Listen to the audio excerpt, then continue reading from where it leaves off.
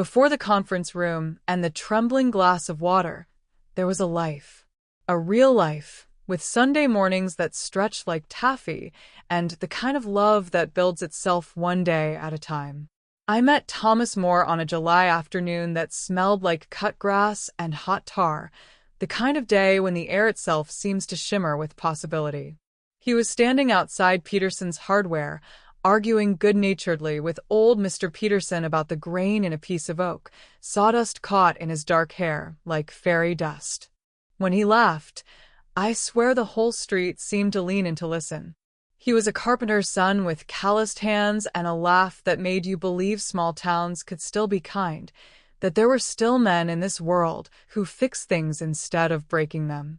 We started in a rented duplex on Maple Street with thin walls and louder dreams. The kitchen faucet dripped a Morse code of ambition, and the bedroom window stuck so bad we had to prop it open with a paint-splattered 2x4. But Lord, we were happy. Thomas worked days on job sites, coming home with stories about crooked contractors and grateful homeowners, his lunch pail clinking against his hip as he climbed our 3 front steps. Nights, he'd spread blueprints across our second-hand kitchen table, sketching porches and staircases by lamplight while I worked crossword puzzles beside him. I worked the register at Dawson's Pharmacy, learning the names of everyone's ailments and exactly how to stretch ground beef 5 different ways when money got tight toward the end of the month. When our daughter Kayla was born on a February morning that turned the world into crystal, Thomas held her like she was made of spun glass and sacred promises. We stood there in that hospital room, this little family of 3, and we made a covenant right then and there. She would never feel the coldness we had both known as children. She would never wonder if she was wanted.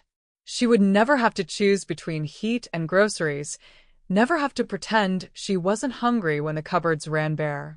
We were going to love her so completely, so unconditionally, that she'd grow up believing the world was fundamentally safe. And for a while, it worked like magic. The business grew because Thomas did exactly what he said he would do, no more, no less. He showed up when he promised to show up. He fixed his mistakes without being asked twice. He remembered the names of clients' dogs and asked about their grandchildren. Word travels fast in small towns, especially good word, and before long Thomas More Carpentry had a reputation that drew customers from 3 counties over. By the time Kayla turned 12, Thomas owned a tidy lumberyard on the outskirts of town and employed 3 crews that could raise a roof in 2 days flat. We taught her to say please and thank you, to look adults in the eye when she spoke to them, and to swing a hammer without flinching when the nail bent sideways. But somewhere between ballet lessons and brand-name sneakers, between family vacations to Myrtle Beach and the kind of Christmas mornings that looked like magazine spreads, our yes and no fell out of balance. I thought no could save a child from the soft rot of entitlement, that boundaries were love in work clothes. Thomas thought yes could save her from every bruise his own childhood had left on him, that abundance was just another way of saying I'm sorry for what I couldn't give you then. We found ourselves in different corners of the same fight, him opening his wallet like a prayer, me closing it like a fortress. Then came the phone cameras and the followers and the strange new currency of attention. Kayla learned to hold a smartphone like other girls held mirrors, checking her reflection in the screen's black surface between posts. She learned to turn every moment into content, every meal into a photo opportunity, every family conversation into potential material. The first time she filmed me cooking Sunday dinner and captioned it, "Old People Recipes LOL." I laughed along, thinking it was sweet how she wanted to share her traditions with her friends. The 10th time she held up her phone while I was trying to have a real conversation, when I told her to put the damn thing away and talk to me like I was someone instead of content, she rolled her eyes so hard I thought the world might flip upside down. "You don't understand social media, Mom," she'd say, like I was speaking a foreign language, like the woman who'd raised her from diapers to diploma was suddenly too ancient to comprehend this brave new world. And maybe I was. Maybe I was already becoming obsolete in ways I didn't recognize, like a record player in a streaming world, still spinning the same old songs while everyone else moved on to something sleeker, something that didn't require such careful handling. When Thomas got sick, we learned a new language together, all of us fumbling with its terrible vocabulary. Margins and protocols, aggressive but hopeful. Words that sat heavy on our tongues like stones we couldn't swallow. The oncologist was a kind woman with gentle hands who drew diagrams on her prescription pad, explaining the treatment plan like she was sketching blueprints for a house we weren't sure we wanted to build. Hope wore ruts in us during those months, grinding us down like river water on limestone, relentless and patient, and ultimately changing the shape of everything it touched. In the strange upside-down world that serious illness creates, there were suddenly two Kaylas sharing the same body. One brought homemade smoothies to the hospital and kissed her daddy's forehead, speaking in the soft voice she'd used as a little girl when she was scared of thunderstorms. This Kayla held his hand during chemo sessions and read him articles from Popular Mechanics while the poison dripped slowly into his veins. She was tender and present, and everything I'd prayed she would be in our darkest hour. But the other Kayla had eyes for different things. The house and the accounts and the way the world bows down to money like wheat before wind. "You can't keep doing everything yourself, Mom," she'd say, her voice carrying that tone children use when they think they're being helpful, but they're really just being managing. "When Daddy's gone, we'll need to consolidate. I should take the house, since I understand modern systems better than you do. You can get a nice little condo somewhere, less maintenance, less stress for you." She said it like kindness, like she was doing me a favor by planning my future before my husband was even cold in the ground. But I heard it like a weather forecast, dark clouds gathering on a horizon I wasn't ready to face. One afternoon in late September, when the light spilled across our bedroom like liquid mercy and the maple outside our window had started to turn the color of fire, Thomas took my hand and said, "Evie, I need you to know I'm making sure you're safe." His voice was different then, not weaker exactly, but more deliberate, like every word had been weighed and measured before he let it loose into the world. I told him not to worry about me, that I was strong enough to handle whatever came next. He squeezed my fingers and said, "I'm not worrying, honey. I'm planning." The next morning, he called Mr. Alden, our family attorney, a man we'd known since he was fresh out of law school with shiny shoes and nervous hands. They met 3 times over the course of 2 weeks, Thomas driving himself to town on his good days, Mr. Alden making house calls when the treatment left him too tired to leave his recliner. I wasn't in those meetings. I was busy with 1,000 small tasks that serious illness demands, making soup from scratch because nothing else would stay down, keeping lists of medications and appointment times, counting the breaths of the man who had built my entire life with his 2 strong hands. The original will went into Mr. Alden's fire safe, where such important documents belong, not sitting in kitchen drawers where curious fingers can paw at them or grieving minds can misremember their contents. After a person dies, privacy becomes more important than ever, Mr. Alden explained to me later. The dead can't defend themselves anymore, can't clarify their intentions or correct misunderstandings. They need the law to speak for them, clean and clear and unambiguous. 2 days before Thomas died, on a Tuesday that dawned gray and stayed that way, Kayla stood in the doorway of our bedroom talking on her phone. She thought I couldn't hear from where I sat beside the bed, but illness makes you attuned to different frequencies, alert to conversations that happen in whispers and glances. "Once this place is mine," she said to whoever was listening on the other end, "I'm getting rid of that old people smell. You know what I mean? That musty, medicine cabinet smell. I'm thinking hardwood throughout, maybe some of that farmhouse chic stuff." Thomas's eyelids flickered, and I knew he'd heard too, that somewhere in the fog of pain medication and failing systems, his heart was breaking just a little bit more. Later that same day, He asked me to call Pastor Jerome, said he needed to speak with him privately about something important. They talked for 20 minutes in the living room while I made coffee I didn't want and stared at the blue ceramic mug Thomas had made for me in that pottery class we took 15 years ago, back when we thought we had all the time in the world. When Pastor Jerome left, his eyes were red-rimmed, and he squeezed my shoulder without saying anything, the kind of touch that speaks louder than words ever could. Thomas died on a Thursday morning in October, just as the sun was coming up over the hills behind our house, painting the sky the exact shade of pink he'd always called Evie's blush.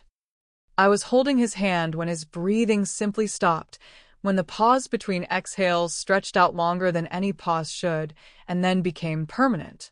I sat with him for an hour after, memorizing the lines around his eyes, the way his hair had gone silver at the temples, the calluses on his palms that told the story of 40 years spent building things that would outlast him. I washed his hands myself before they came to take him away because I couldn't stand the idea of a stranger being the last person to touch the palms that had built our home, that had cradled our daughter, that had traced my face in the dark every morning for 30 years when he thought I was still sleeping. Under the sugar canister, tucked behind the flour tin where I kept emergency cash, he'd left a slip of paper in his careful carpenter's handwriting. Home is kept by the hands that love it. I pressed it to my chest until it warmed like skin, until it felt like one last kiss goodbye. The funeral was everything Thomas would have wanted, simple and honest, with hymns he actually liked instead of ones that sounded impressive, with stories about houses he'd built and families he'd helped instead of platitudes about eternal rest. Half the town showed up, farmers in their good suits and women who'd brought enough casseroles to feed an army. Kayla gave a beautiful eulogy about what a wonderful father he'd been, how he'd taught her that hard work was its own reward, how he'd shown her that love was best expressed through actions rather than words. She cried the right amount and said all the right things, and if I hadn't known better, I might have believed every word. By Saturday morning, 2 days after we'd put Thomas in the ground, Kayla had a locksmith on the front porch. "For your safety, Mom," she'd said the week before when she installed that smart lock system, the kind that connected to her phone and sent her notifications every time someone came or went. She'd texted me the access code like she was doing me a favor, like turning my front door into a computer was somehow an act of love. Now, less than 48 hours after the funeral, the code didn't work anymore. I stood on my own front porch, the porch Thomas had built with his own hands from lumber he'd selected board by board, and watched a stranger with a drill change the locks on my own front door. She'd reset the app code and had the deadbolt rekeyed while I was out. Kayla waved the locksmith's receipt in my face like it was some kind of legal document, like paying for a service made theft legitimate. There was a black trash bag at her feet, bulging with clothes she'd taken from my bedroom while I was at the grocery store buying ingredients for a soup I'd never get to make. "Dad told me the house is mine now," she said, her voice bright and glassy like light through a prism, beautiful and cutting at the same time. He explained everything before he died. The will, the inheritance, all of it. "If you don't leave voluntarily, I'll have to call the police and tell them you're having some kind of breakdown, that you're not mentally stable enough to be living alone." She had spare keys jangling from her manicured fingers, a new access code programmed into her phone, and grief dressed up as entitlement. What she didn't have was any legal right to do what she was doing. Self-help eviction, that's what lawyers call it when someone takes the law into their own hands and forces someone out of their home without going through proper legal channels. It's illegal in every state, but that doesn't stop people from trying, especially when they think they're dealing with someone old and confused and unlikely to fight back. The Ring doorbell camera saw it all. The bag of my belongings, the code pad beeping its electronic rejection, her mouth moving in words that would later be transcribed by a court reporter. "Go and die like Daddy. You're useless to me now." The timestamp blinked in the corner of the recording like a digital heartbeat, marking the exact moment my daughter became someone I didn't recognize. Arguing with a lie on a porch gets you absolutely nowhere, I learned that day. Lies don't care about facts or feelings or the truth of 30 years spent loving the same four walls. Lawyers, on the other hand, work on Mondays. They keep office hours and return phone calls and understand the difference between what someone wants to be true and what actually is true according to documents filed in fireproof safes.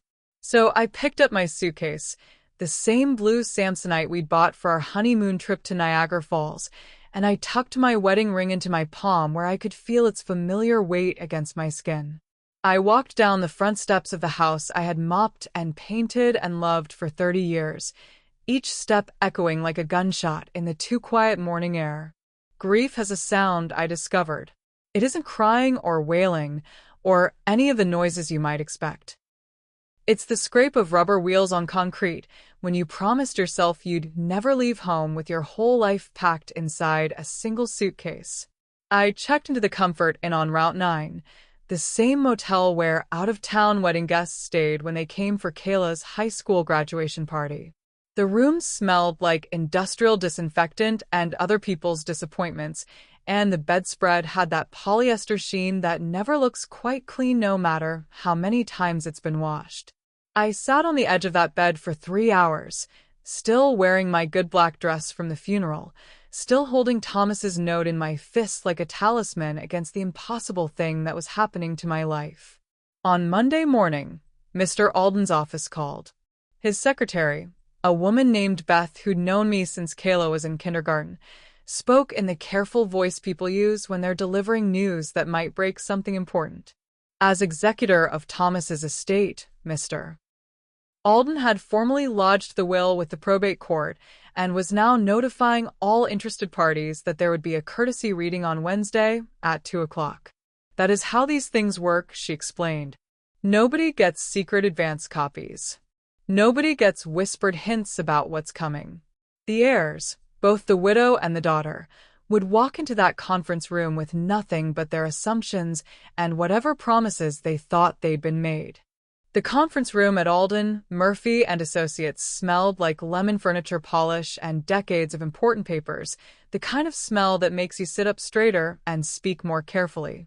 The walls were lined with law books that looked like they'd actually been read, their spines cracked and their pages marked with yellow sticky notes.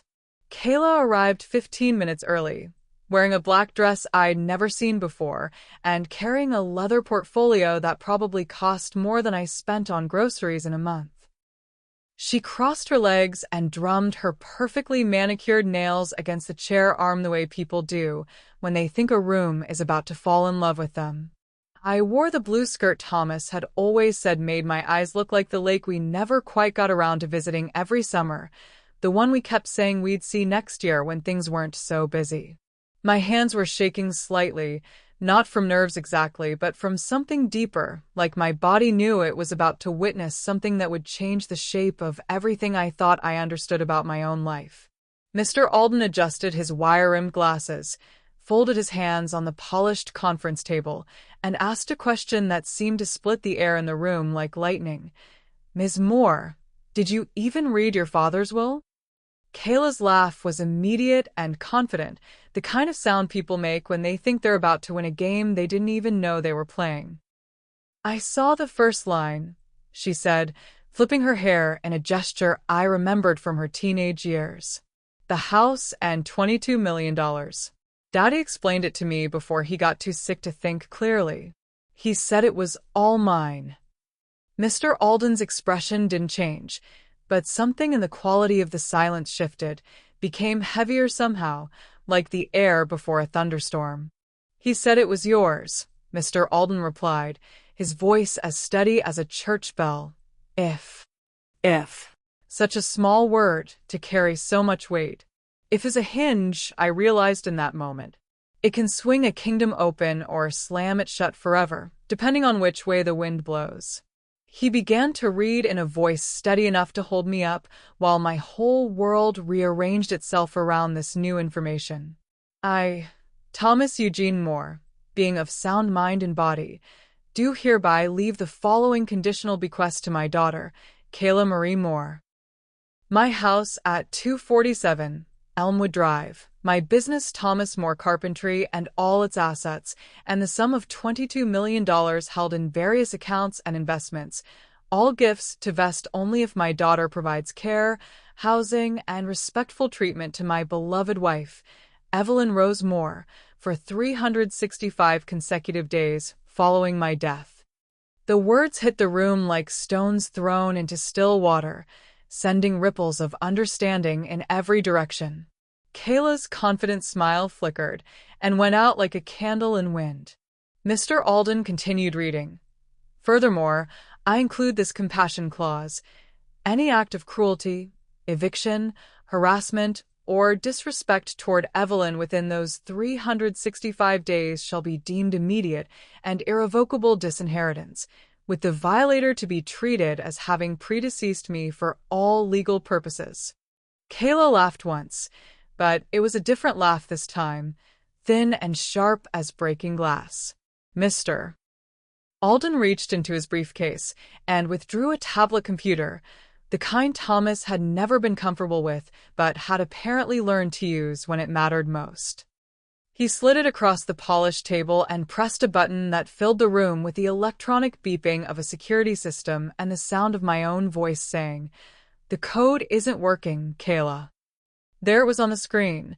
My front porch, my daughter, my black trash bag full of clothes. The timestamp glowed in the corner like an accusation, 48 hours after we'd buried her father. There was her practiced smile, bright as broken glass. There was her voice, recorded in digital clarity that left no room for misinterpretation. "Go and die like Daddy. You're useless to me now." Mr. Alden let the video play for 30 seconds that felt like 30 years, then gently pressed pause. He turned a page in the will with the careful deliberation of someone who understood that words, once spoken in legal settings, cannot be taken back. I also have Nurse Lila's sworn statement regarding conversations she overheard during Mr. Moore's final weeks, he said, his voice carrying no judgment, just the facts as they had been recorded and preserved, and copies of text messages sent from Miss Kayla Moore's phone to various recipients. "As soon as the old man croaks, I'm selling this dump and getting something decent. Can't wait to say goodbye to the old witch." He wasn't being cruel about it, I realized. Cruelty had already been done, by other hands in other moments. Mr. Alden was simply setting the truth in the light and letting it speak for itself, the way Thomas had always done when he had difficult conversations with subcontractors or clients who tried to change the terms of their agreements after the work was finished. "There is also a no-contest clause," Mr. Alden continued, turning another page with the same measured care. "If any heir challenges this will or attempts to overturn its provisions through legal action, that person immediately forfeits all claims to the estate and receives exactly $1, as is required by law to make such a clause enforceable." The room was so quiet I could hear the hum of the air conditioning, the distant sound of traffic on Main Street, the rustle of paper as Mr. Alden continued reading the provisions Thomas had spent his final weeks crafting with the same attention to detail he'd brought to every house he'd ever built. "In the event of disinheritance," he read, "all gifts pass immediately and irrevocably to the Evelyn Moore Life Trust, established specifically for this purpose.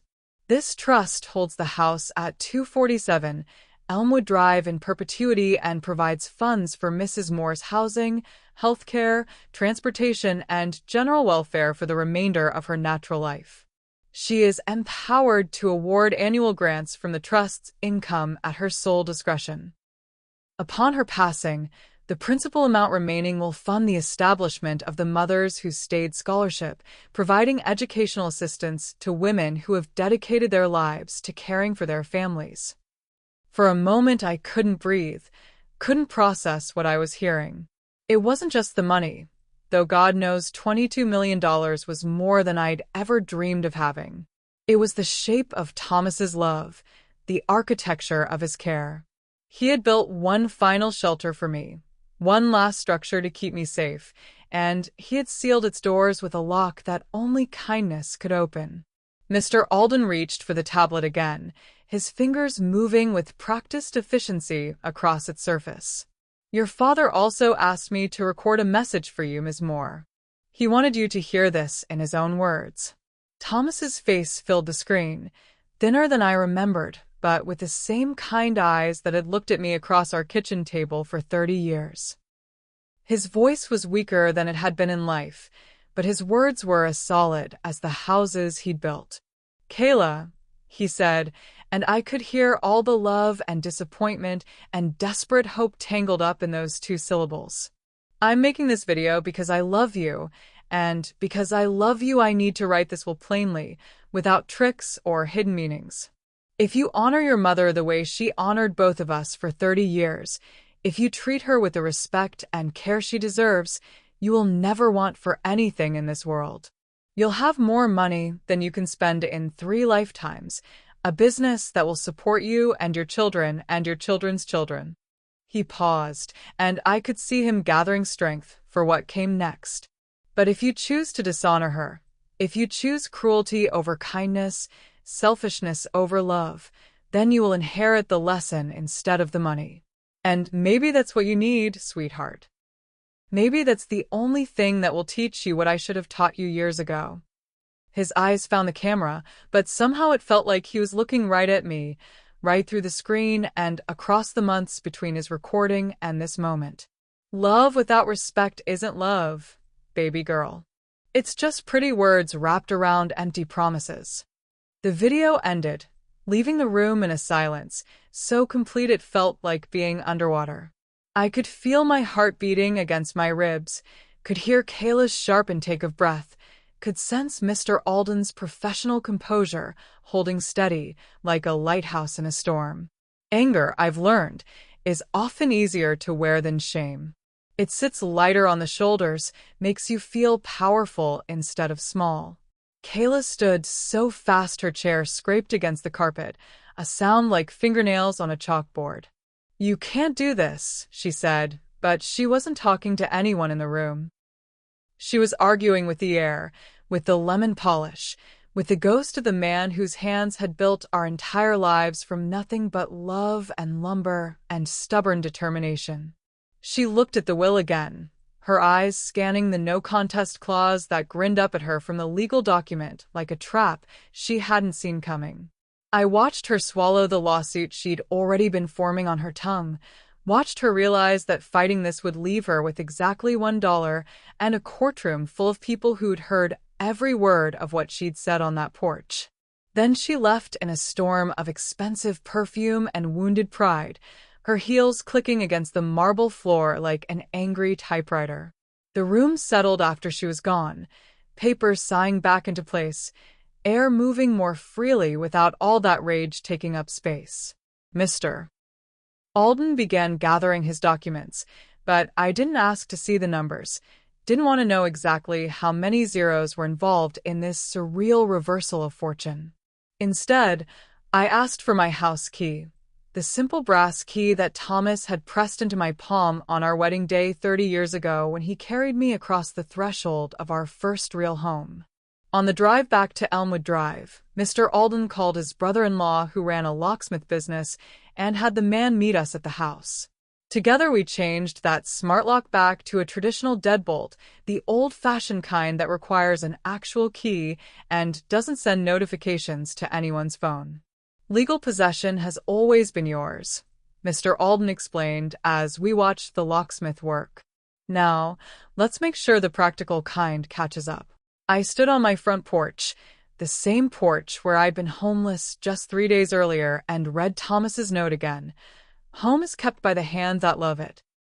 The October afternoon was crisp and bright, the kind of day that makes you believe in second chances and new beginnings.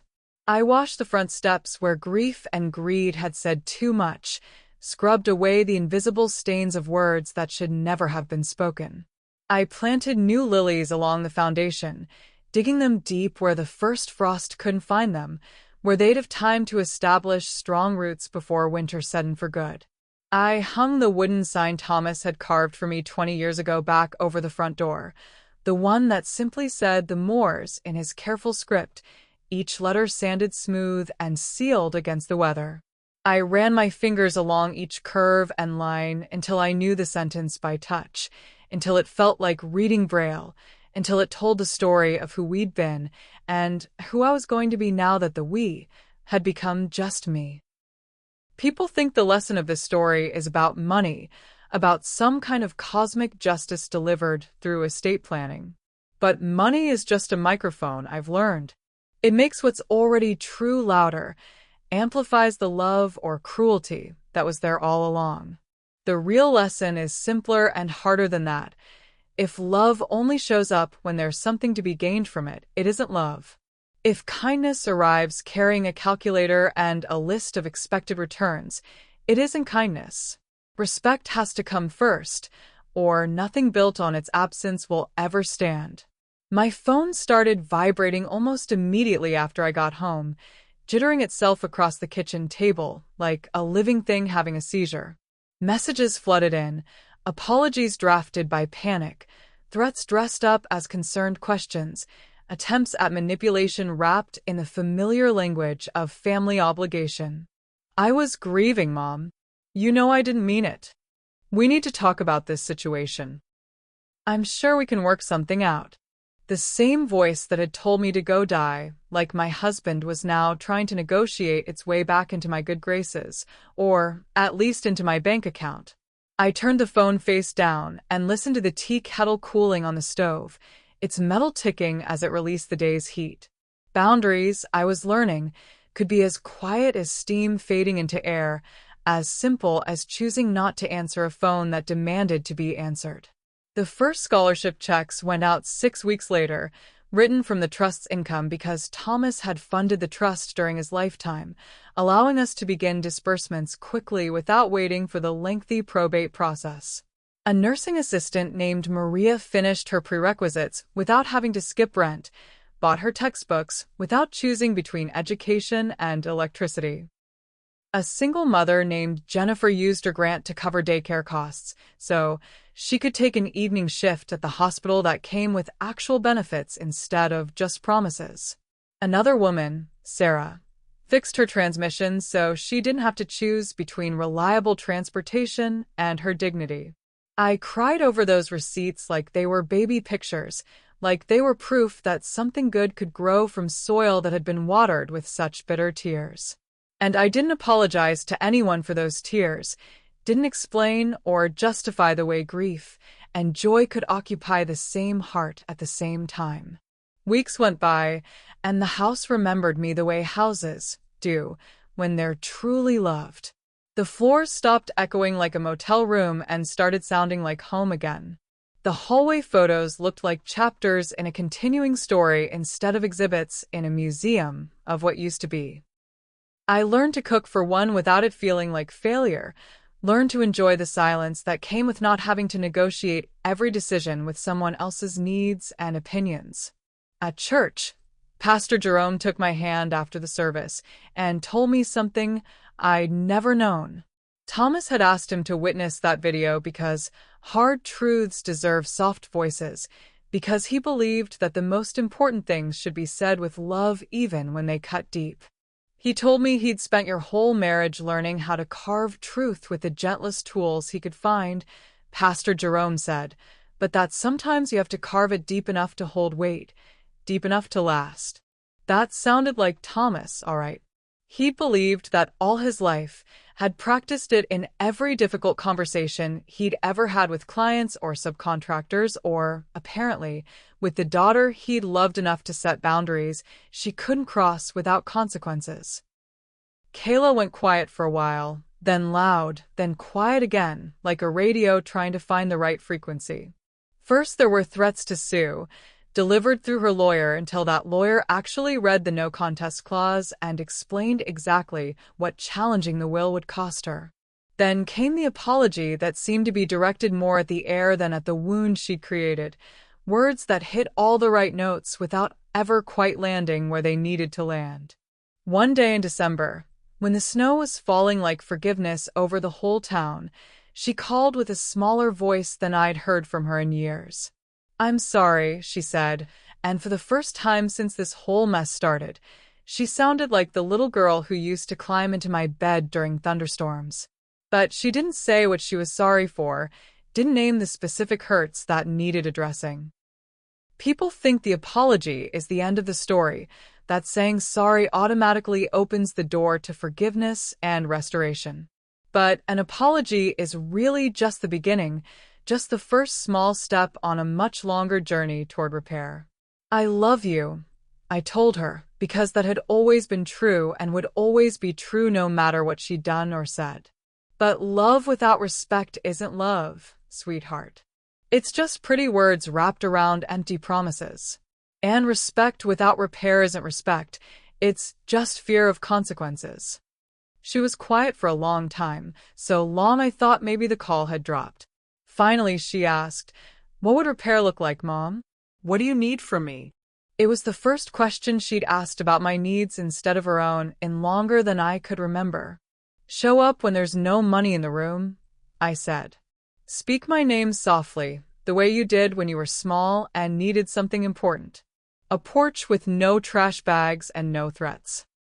A year of kindness, when no one else is watching, when there's nothing to be gained from being good to me except the chance to be good." She was quiet again, and I could almost hear her mind working through the implications, calculating the cost of genuine change. "That's a lot," she said finally. "It's the right amount," I answered.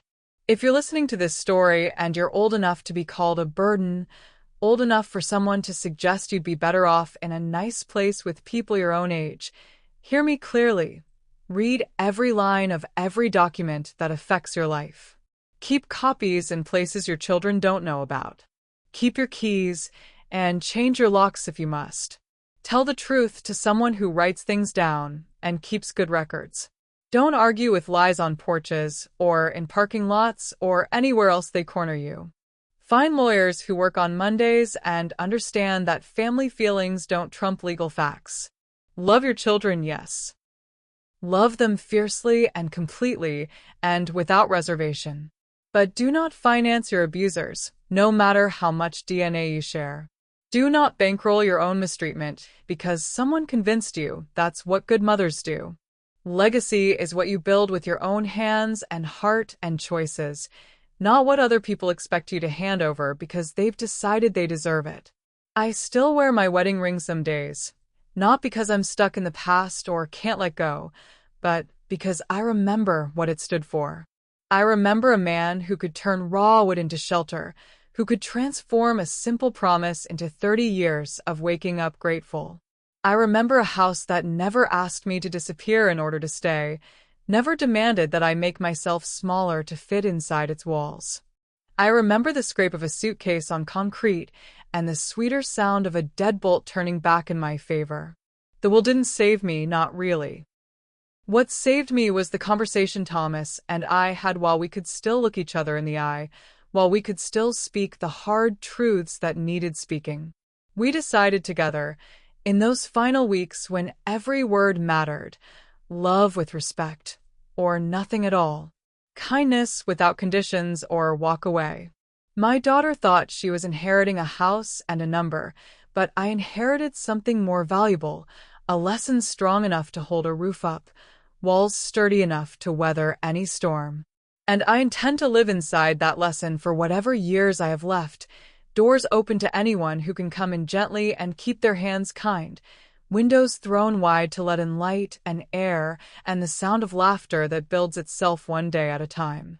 This is my house now, legally and practically, and in every way that matters.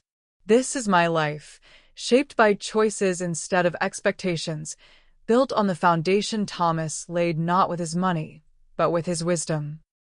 The scholarship program has grown beyond what either of us imagined. Last month, I got a letter from Maria, the nursing assistant, telling me she'd graduated and gotten a job at the Children's Hospital 2 counties over. She sent a picture of herself in scrubs, smiling so wide I could feel her joy radiating off the page.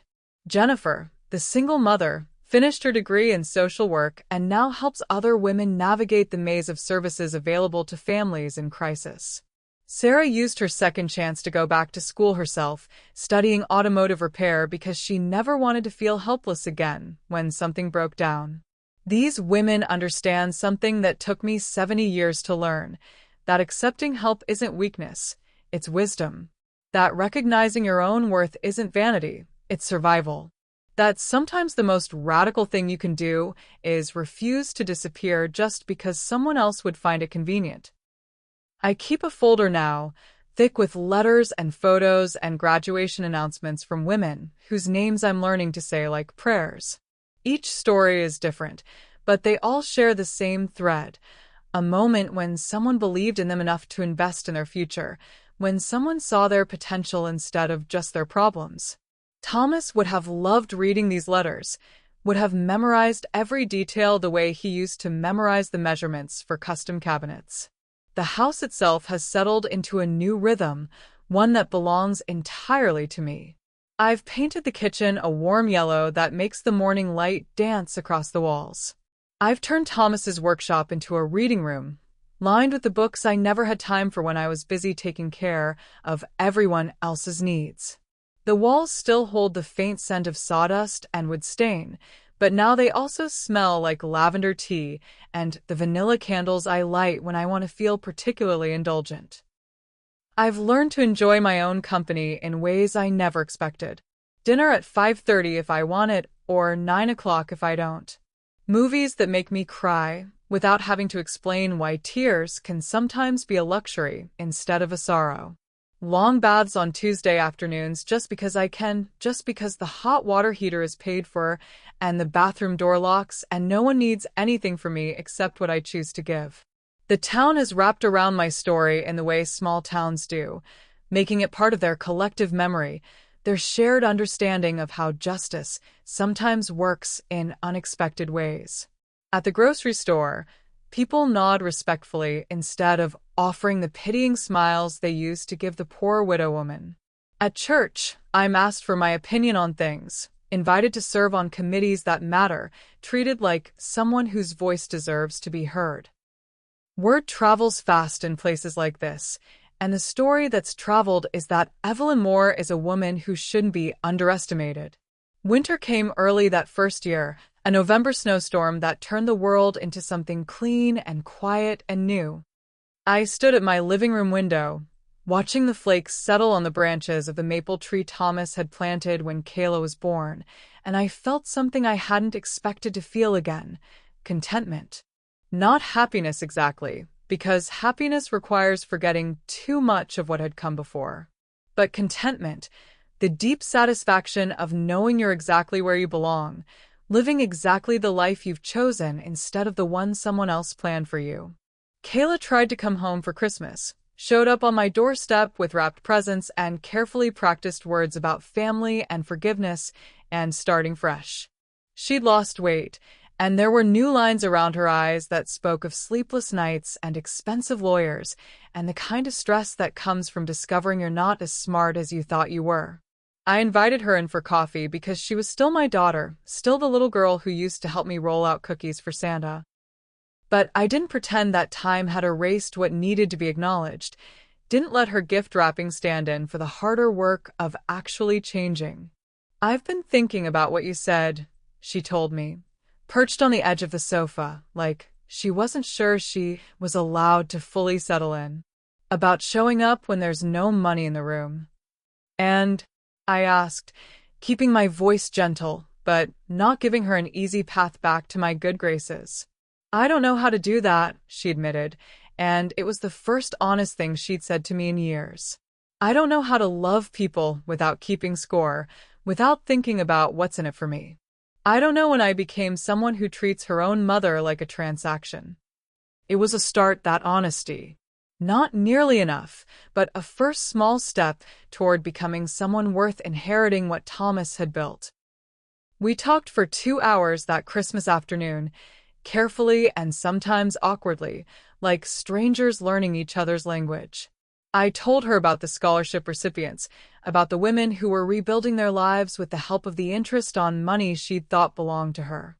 She listened without interrupting, without calculating, without asking when she might be forgiven enough to matter again in my financial planning. When she left, she hugged me the way she had as a child, long and tight and desperate, like she was trying to memorize the feeling in case it was the last time. "I love you, Mom," she whispered against my shoulder. "I know I haven't shown it, but I do love you." "I know you do, sweetheart," I whispered back. "Now you just need to learn how to love me better." Spring came with an explosion of daffodils along the front walk, flowers I'd planted decades ago that had multiplied and spread until they looked like someone had spilled sunshine across the yard. I started volunteering at the literacy center in town, helping adults learn to read the way I'd once helped Kayla with her homework. There's something magical about watching a grown person decode their first complete sentence, about seeing their face light up when letters stop being mysteries and start being messages. One of my students, a man named Ray, who dropped out of school in 3rd grade to help support his family, brought me a card he'd written himself on the day he passed his GED. "Thank you for not giving up on me," it said in careful block letters. "Thank you for seeing what I could be instead of just what I was." I cried over that card the same way I cried over the scholarship letters, tears that tasted like gratitude and possibility, and the strange joy that comes from discovering you're more useful than you dared to hope. Kayla started calling more regularly, not with demands or emergencies, but with small offerings of connection.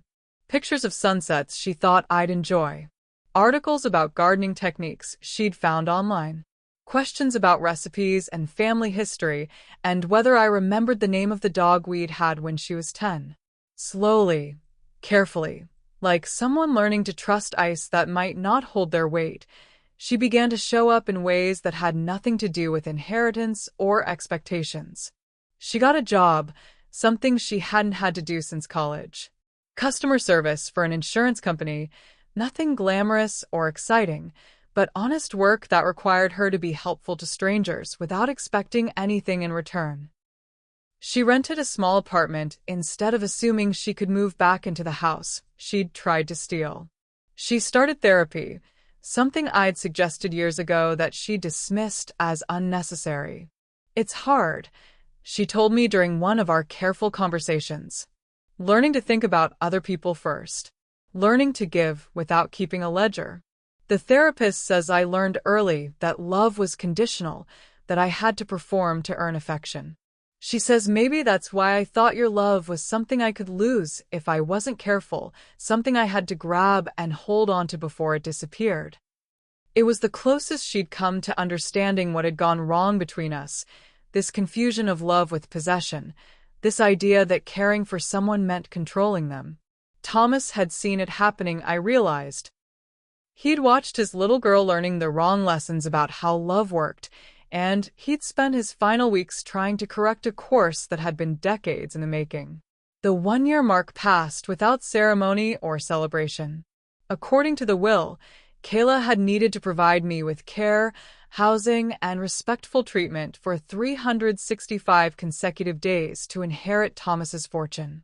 She'd failed that test within 48 hours, but somewhere in the months that followed, something more important had happened. She'd started to learn how to fail better, how to face consequences without drowning in self-pity, how to earn back trust one small gesture at a time. I didn't forgive her because she'd learned her lesson. I forgave her because forgiveness turned out to be something I needed for my own peace, not a gift I was giving to her. The money would stay in the trust, would keep funding scholarships and helping women who understood that sometimes the most important investment you can make is in yourself. But my daughter could start earning back the thing that mattered more than any inheritance, a place in my life that wasn't based on fear or guilt or legal obligation, but on the slow, careful work of learning to love each other better. Thomas had been right about so many things. Hard truths do deserve soft voices. Love without respect isn't love at all. And sometimes the most important thing you can leave behind isn't money, but a lesson strong enough to change how people treat each other long after you're gone. I think about him every morning when I make coffee in the kitchen he built, every evening when I lock the door he hung, every time I sign a scholarship check with the pen he used to sketch his blueprints. He's gone, but his wisdom lives in every choice I make, every boundary I maintain, every kindness I extend to people who remind me that the world is full of folks just trying to build something better with whatever tools they've been given. The house is mine now, legally and practically, and in every way that matters. But more than that, my life is mine, shaped by choices instead of expectations, built on the foundation of knowing that I deserve to be treated with respect by the people who claim to love me. That's worth more than $22 million, more than any inheritance or trust fund or legal document. That's worth everything, actually. And it took losing almost everything to learn it. Some evenings, when the light falls across the kitchen table just right, I can almost see Thomas sitting there with his coffee and his blueprints, planning the next thing he wants to build. He's not really there, of course. But the love that built this life, the careful attention to detail that went into every decision he made, the way he measured twice and cut once even when it came to the most important cuts of all, that's still here. That's still shaping every day I have left, every choice I make about how to spend the time and resources he made sure I'd have. I'm 73 years old, and I'm just now learning what it feels like to live without apologizing for taking up space, without negotiating for the basic respect that should be freely given. I'm learning to say no without explanation, to say yes without guilt, to love people without losing myself in the process. It's never too late, turns out. It's never too late to become the person you were meant to be before the world taught you to be smaller. The scholarship fund will outlive me, will keep helping women long after my name is forgotten, and my story becomes just another tale passed down through families as a reminder to read the fine print and treat your elders with respect. But for now, while I'm still here, while I still have breath and strength and opinions worth sharing, I intend to live loudly in my quiet life, grandly in my simple home, fearlessly in the space Thomas's love carved out and made safe for me. Home is kept by the hands that love it, he wrote in his careful carpenter's script. And these hands, weathered and lined and marked by 73 years of keeping things together, still know how to love, still know how to build, still know how to hold on to what matters and let go of what doesn't, still know how to turn a house into a home, one careful day at a time.